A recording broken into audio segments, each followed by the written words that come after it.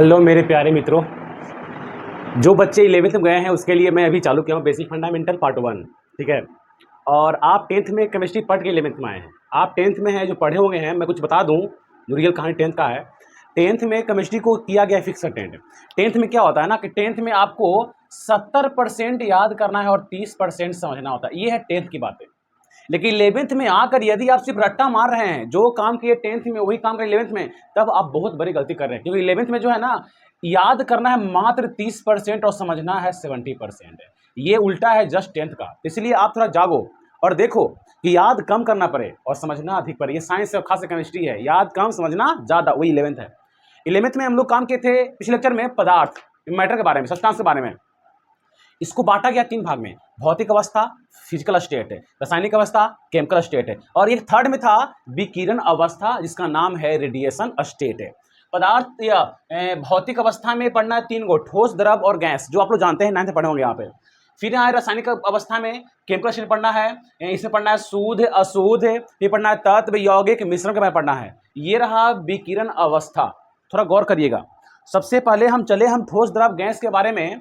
कि ठोस से द्रव, द्रव से गैस, यानी यहां पर हम ले लें ठोस और यहां पर लिए हैं द्रव और यहां पर लिए हैं गैस। विशेष तो हम बात नहीं करेंगे, लेकिन बात करेंगे ठोस, द्रव, गैस के बारे में। यहां पर ठोस लिए हैं और ठोस से बनाएंगे द्रव और द्रव से बनाएंगे गैस और गैस से बनेगा ठोस। बताना जी, ठोस से बन रहा है द्रव, यानी ये पिघल रहा है, यानी ये गलन है, यानी गलनांक है। ठोस से बन गया द्रव। अब बताना, द्रव से बन रहा है गैस, तो पक्का ये बाष्पीकरण है। और जितना तापमान पर गैस बनता है उसका नाम है क्वथनांक। बताना, ठोस से बनेगा गैस। बताओ जी, कपूर जलाते हैं तो बनता सीधा गैस है, तो उसका नाम है ऊर्ध्वपातन। ऊर्ध्वपातन, इतना जानते हो आप लोग। अब उल्टा करते हैं, द्रव से ठोस। बताओ जी, जल जमता है तब ठोस बनता है, यानी बोलते हैं जमना, या इसी का नाम है हिमांक, जलना या हिमांक। बताना, गैस से बनेगा द्रव, यानी एक कढ़ाई में सब्जी उबल रहा है, बॉईल कर रहा है, इसको ढक दिए थाली से, जब उठाते हैं थाली तो पानी टप टप चुते रहता है, यानी पहले द्रव से बना गैस और गैस से क्या बनेगा, द्रव, तो इसी का नाम है संघनन। और गैस से जब बनाएंगे हम ठोस तो इसका नाम है निक्षेपण, या हम बोलते हैं दृढ़ीकरण। यानी कपूर जब जलाएंगे तो बना गैस और इसको बंद कर देंगे जाके जमा हो जाएगा, उसे बोलते हैं ठोस से गैस, गैस से ठोस बोलते हैं निक्षेपण। ठोस से गैस ऊर्ध्वपातन और गैस से ठोस क्या हो गया, निक्षेपण। ये खासकर बिहार बोर्ड वाले बच्चों के लिए जो हिंदी मीडियम के हैं। आप भी हिंदी मीडियम में हो तो आप भी अच्छे अच्छे एग्जाम क्वालिफाई कर सकते हो, बस आपको सही ढंग से बेसिक को पढ़ना होगा। ये सब बात रहा ठोस, द्रव, गैस के बारे में, जो यहाँ पे काम करना ऑलरेडी।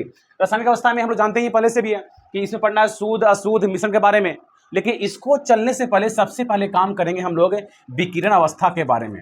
विकिरण अवस्था क्या है, ये बड़ा महत्वपूर्ण है। विकिरण अवस्था जो नया है, रेडिएशन स्टेट है, हम कहेंगे जिसमें कुछ ऊर्जा होती है।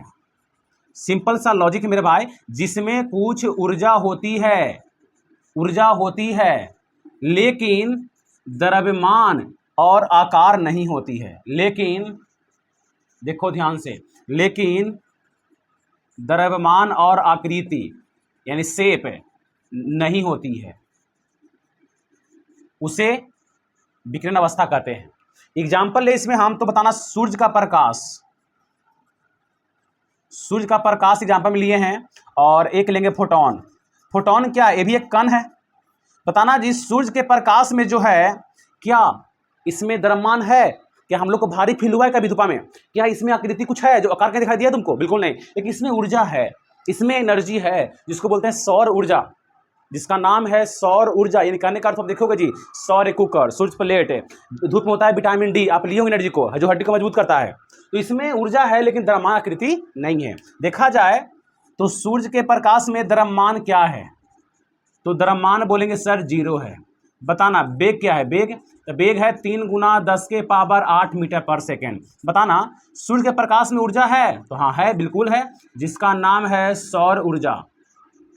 इसको बोलते हैं सोलर एनर्जी, इसे बोलते हैं उष्मा ऊर्जा, बोलते हैं हीट एनर्जी, उष्मा ऊर्जा। ये सब होगा विकिरण अवस्था, जिसमें द्रव्यमान आकृति नहीं है लेकिन उसका ऊर्जा है। ये रहा विकिरण अवस्था। अब चलते हैं रासायनिक अवस्था की ओर।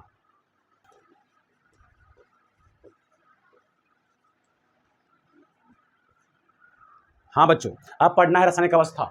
इसमें पढ़ना है 2 चीज। पहला है मेरे भाई शुद्ध पदार्थ, पहला क्या है? शुद्ध पदार्थ, इसे बोलते हैं प्योर सब्सटेंस। और सेकंड क्या है? अशुद्ध पदार्थ, इसे बोलते हैं इम्प्योर सब्सटेंस। इसी का नाम है मिक्सचर, यानी बोलते हैं मिश्रण।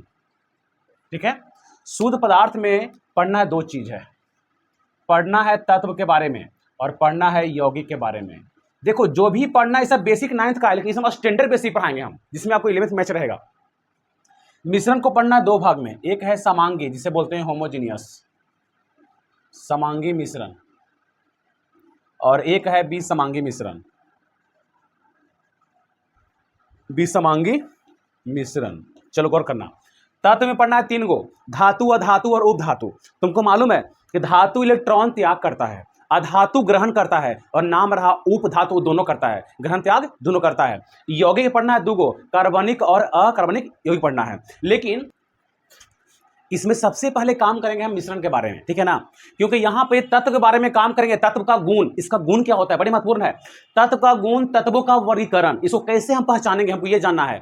यौगिक को हम कैसे पहचाने, कौन सा है कौन सा नहीं है, लेकिन उससे पहले हम काम करेंगे मिश्रण के बारे में। मिश्रण किसे करते हैं? चले हम 9th की भाषा बोले, हम तो बोलेंगे हम 2 या 2 से अधिक पदार्थ को किसी भी अनुपात में मिला देते हैं तो उसे बोलते हैं मिश्रण। लेकिन हाँ, इसमें कुछ नया पदार्थ नहीं बनता है। गौर करना, ये बड़ा अच्छा सवाल है।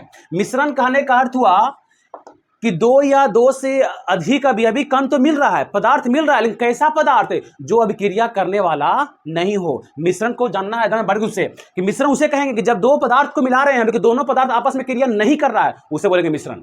जो क्रिया कर लिया उसे बोलते हैं यौगिक। तो मिश्रण करने का अर्थ हुआ जो क्रिया ना करे, कुछ नया पदार्थ है ना बने, उसको बोलते हैं मिश्रण। बताओ जी, जल में मिलाते हैं चीनी, क्या जल चीनी क्रिया कर लिया? नहीं, जल में चीनी सिर्फ डिजोल्व है, इसको घुलता है, क्रिया नहीं करता है। क्रिया करने का अर्थ हो गया नया पदार्थ बनना। हम चाहेंगे तो इसको अलग कर सकते हैं। जब गर्म करेंगे तो पानी बाष्प बन जाएगा, क्या बन जाएगा? चीनी। पानी मिलाओ, नमक है, गर्म करो, पानी बाष्प, क्या बन जाएगा? नमक है। इसको हम अलग कर सकते हैं। लेकिन बताओ जी, जो एक बार जो बनता है यौगिक, क्या इसको हम अलग करेंगे? इसको अलग हम नहीं कर सकते हैं। तो यहाँ हुआ रिएक्शन, लेकिन यहाँ रिएक्शन नहीं होता है। एग्जाम्पल समझना, यहाँ पर ले ले हम H2O प्लस में O2, बताओ क्या बनता है? H2O। ये वापस अब आने वाला नहीं है, क्यों? हाइड्रोजन गैस जलने में हेल्प किया, बना वाटर। इसको जब गर्म करेंगे तो इसका अवस्था अलग अलग तो होगा, मानते हैं, लेकिन ये पहले की अवस्था में नहीं होगा। यहाँ बताओ, नाइट्रोजन गैस प्लस में हाइड्रोजन गैस क्या बनता है? NH3 ammonia. ये सब क्रिया किया है तो ये सब बन गया है यौगिक।